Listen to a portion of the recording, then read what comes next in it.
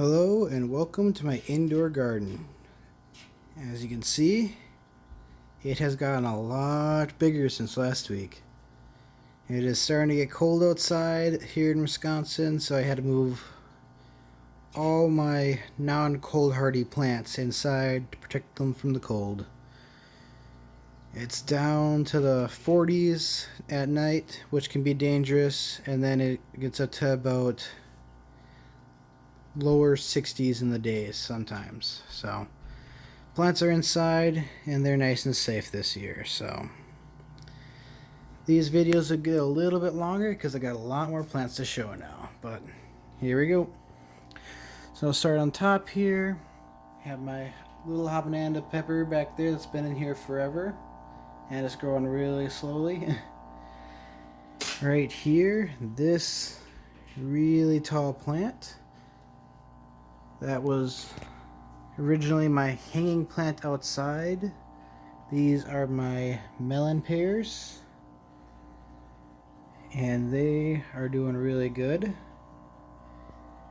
I got some more flowers all the way up here. This plant is up higher than me. All these branches, as they get fruit on them, just like this other branch right here, will just start hanging down. So eventually it won't be so tall.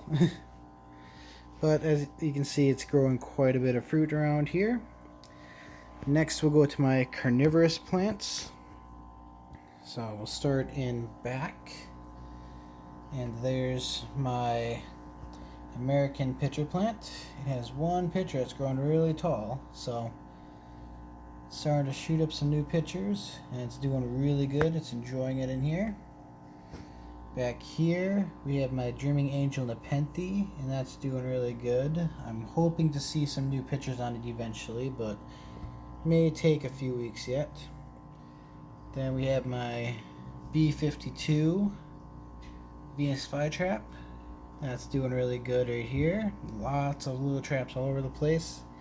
Eventually, after that comes out of when I put that into dormancy and when it comes back out, it should grow much bigger traps after that. And here we have my Torrential Sin Nepenthe, growing some really nice sized pitchers, about the length of a finger right now. It's another big one over here, and that's doing really good. This is the newest trap right there. Really good looking traps. So then we have my other generic Venus flytrap, and that's doing really good, putting out some nice traps now all over the place. Then we have my Jolly Twist Nepenthe. It's really nice sized pitcher over there. That's the biggest pitcher I produced right there. Some other older pitchers around here, and this newest pitcher it's making is right there, sitting right on the moss down there. There's another one hiding right down the lights there, so that's doing really good.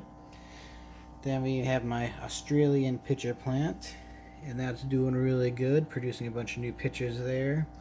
And as you can see, there's a bit of powdery mildew around it. I am working on fighting that right now, so don't worry, I'll take care of that. Then we have my sundew, my little egg pod right there, and then my other egg pods all contain Venus flytraps, and those are all doing really good. And then also in here, I am again fighting some powdery mildew in here as well. It is that time of season, but I'm handling it pretty well, and my sundews are doing really well as it is too. Nice big one right there. Nothing new from the seeds over on the end over here. Nothing new coming up. And then over here on my American pitcher plants I'm growing from seeds. Nothing new in there yet either. So just waiting to see what happens. Now we'll move on to my other plants. So over in the pot on the end here, I planted some seeds for a jackfruit tree. So we'll see how that ends up growing. I hope to see that grow eventually. That'll be a really cool one. Jackfruit are some of the biggest fruit out there, so if I can get that to grow, that'd be pretty cool. And we have my other habanero pepper plant, a little one right there. And then this little succulent here that looks like an onion. It's doing really good. Then we have my 2 fig trees right here. Or I guess I could say 3 fig trees because there's 2 in this pot. And then one other one over here. They're doing pretty good. It'll take them a little while to get used to moving inside just like all these other plants. So may start to lose their leaves and not look as nice, but eventually they'll adapt to it. And then let's start in front here. We have my clementine tree right here. Pretty nice size. It's probably about 4 feet tall right now. And then my pink lemon tree is looking really good. And that's probably about 3.5 feet tall. And then we have my Tamarillos, really tall skinny things, and those are probably at the very top here, probably about 5 feet tall now. And the fruit is looking really good right now. Lots of fruit on top, and it's doing really good. Now we'll go to my jelly melons back here. I cut that off of the fence outside and then moved it inside because it didn't produce any fruit yet. It's a little bit of a longer season, but it's starting to produce fruit now, and I wanted to make sure I could at least try some of the fruit before the plant ends up dying. So there's some fruit forming right there, and some more right there. They look like really, really spiky raspberries. And then there's some more down at the base down there. But otherwise, the plant is doing really good in here. Then we have my Narigilla back there, extremely spiky. I put the 2 spiky plants back behind everything because I have a daughter running around and I don't want her to get into them. So I put them back behind everything else. So the Narigilla has lots of flowers all over the place. So I'm hoping that the fruit will ripen in here. And we'll just have to see what happens. So now we'll move over to my kiwi back here. That plant I really cut down along with my passion fruit vine there to move them inside. Had to do something to move them in, so there they are. Still has a few kiwis on it from the beginning of the year.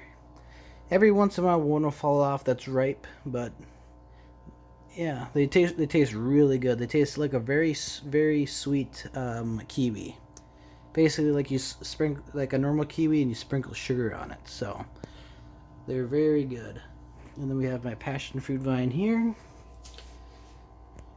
and it'll just take a little while to adapt in here. Then we have my dragon fruit cactus over in the corner here. Has another little section forming on the end there. And there's 2 more forming on this one back here. So that's doing pretty good so far inside. And we'll just have to see what happens. So there's my indoor garden. If you liked the video, please subscribe and keep up to date. And if you have any questions on moving plants inside, on carnivorous plants, just on any plants in general, just message me in the comments and I will reply in my next video and explain whatever you need me to.